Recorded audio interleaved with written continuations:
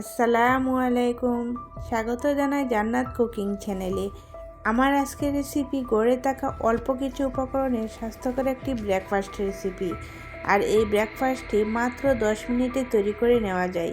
যাদের হাতে একেবারেই সময় নেই তারা চাইলে এই রেসিপিটি বানাতে পারেন। খেতে অনেক বেশি মজার হয়ে থাকে। রেসিপিটা সবার কাছে ভালো লাগবে।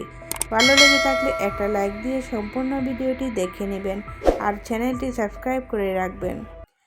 এই নাস্তাটি তৈরি করে নেওয়ার জন্য চুলায় একটি প্যান বসিয়ে দিয়েছি 2 টেবিল চামচ রান্না করে সাদা তেল, দিয়ে দিচ্ছি 2 টেবিল চামচ পেঁয়াজ কুচি।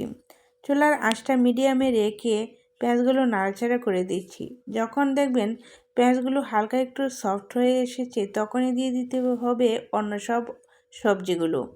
দিয়ে দিচ্ছি 3 কাপ বাঁধাকপি কুচি আর 2 কাপ গাজর কুচি।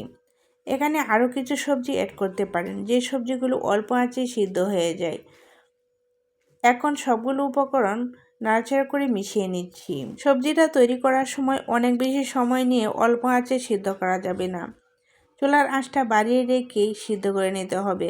এখন দিয়ে দিচ্ছি 1 টেবিল চামচ কাঁচামরিচ কুচি। সবজির মধ্যে অতিরিক্ত ঝাল দেওয়া যাবে না, তাহলে কিন্তু খেতে ভালো লাগবে না। চুলার আঁচটা বাড়িয়ে রেখে আমি সবজিগুলো সিদ্ধ করে নিচ্ছি। এখন সবজিটা প্রায় হয়ে এসেছে। দিয়ে দিয়েছি হাফ চা চামচ লবণ। লবণটা আগে দিলে দেখবেন সবজি থেকে অনেক বেশি পানি বের হয়ে যাবে। আর দিয়ে দিয়েছি 2 টেবিল চামচ সয়া সস। এই সয়া সসটা অবশ্যই দিতে হবে, না হলে কিন্তু সবজিটা খেতে ভালো লাগবে না। দিয়ে দিচ্ছি 1/3 কাপ টমেটো সস। টমেটো সসটা আপনারা চাইলে আরও একটু বাড়িয়েও দিতে পারেন। নাড়াচাড়া করে সবজির সাথে মিশিয়ে 1 থেকে 2 মিনিটের ভিতরে আমি চুলা থেকে সবজিটা নামিয়ে নেব। দিয়ে দিচ্ছি হাফ চা চামচ কালো গোলমরিচের গুঁড়া।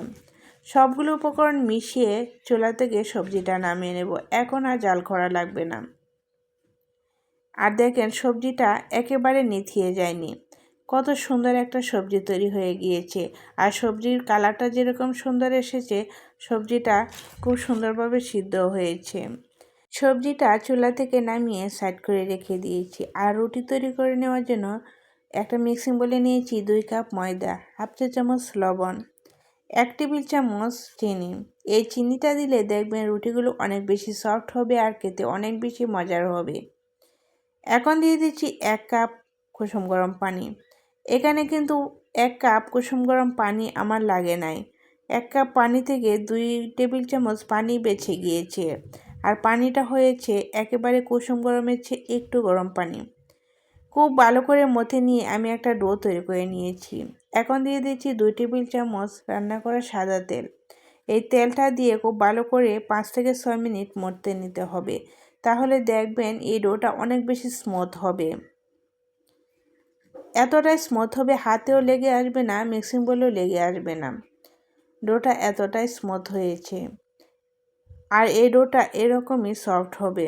এর চেয়ে বেশি টাইট হলে দেখবেন আপনার রুটিগুলো অনেক বেশি শক্ত হয়ে যাবে, খেতে ভালো লাগবে না।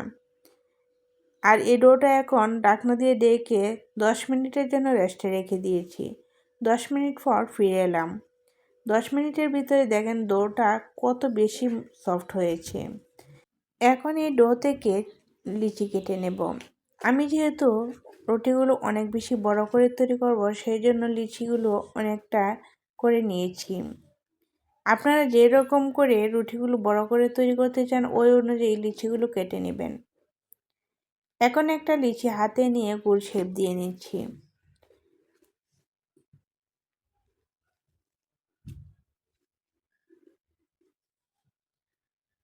অল্প একটু ময়দা ছিটিয়ে আমি রুটি তৈরি করে নেব।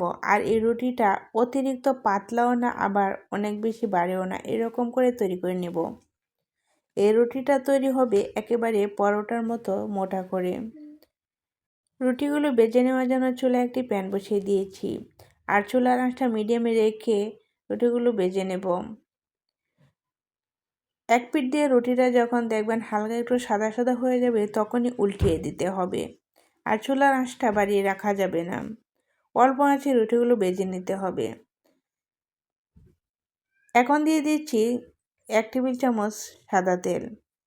এই সাদা তেলটা দিয়ে আমি রুটিগুলো বেজে নেব।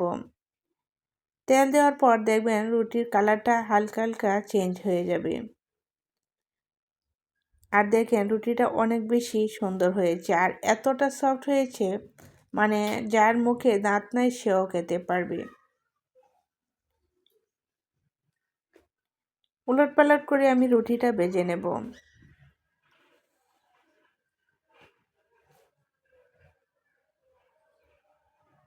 একই প্রসেসে আমি আরও কিছু রুটি ভেজে নেব। আপনারা চাইলে তেল ছাড়াও ভেজে নিতে পারেন, কিন্তু তেল দিয়ে ভেজে নিলে রুটিগুলো খেতে অনেক বেশি মজার হয়ে থাকে।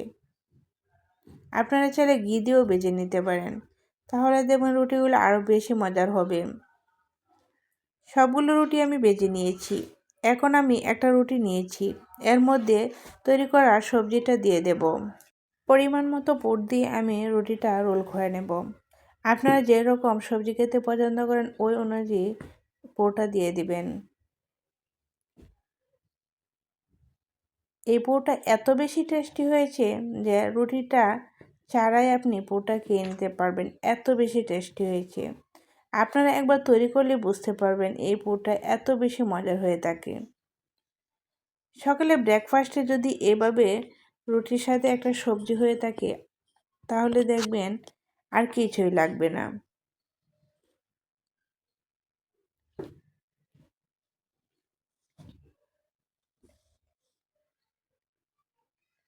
একই প্রসেসে সবগুলো রুটির মধ্যে আমি সবজিটা দিয়ে দেব। আপনারা জয়টা রুটি আপনাদের দরকার ওই রুটিগুলোর মধ্যে দিয়ে দিবেন। আশা করছি রেসিপিটা সকলের কাছে খুবই ভালো লেগেছে। আজ তাহলে এ পর্যন্ত। সকলে ভালো থাকেন, সুস্থ থাকেন। আল্লাহ হাফেজ।